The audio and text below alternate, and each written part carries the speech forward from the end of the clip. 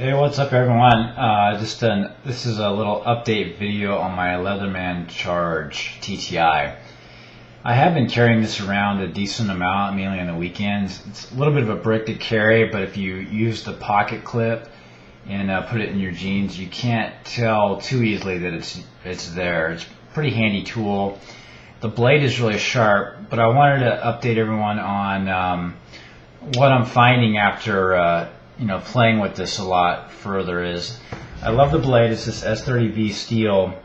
It's just razor sharp. But what I'm seeing is that I think what's going on is when you close the liner lock and come down and put it back in here, is occasionally it's scraping on something. The blade scraping on maybe the side liners or something in there, because I've seen the blade actually fold over on me about maybe 1.5 centimeters wide, and you're not going to be able to see that here at all. I actually fixed it, but it's in this area, and when I cut paper it'll stall a little bit there. I fixed most of it with the sharp maker, but I guess that's a little ding on the manufacturing quality of this.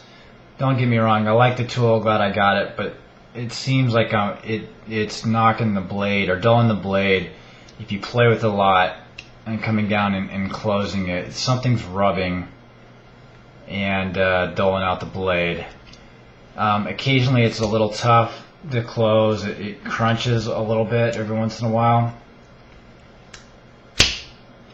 But so yeah, I guess one thing to note, and again, it was relatively easily fixable with the sharp maker, with the blade folding over on itself. But I have to say that this little divot area right here is not as sharp as this area here. I haven't quite been able to fix it as well as this other area.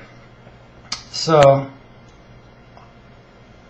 hope that is informational. I guess the point of this is that, wow, I just sliced some skin off the finger there, just barely moved it over.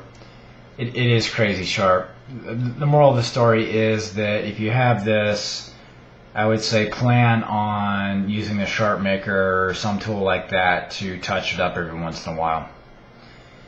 Later.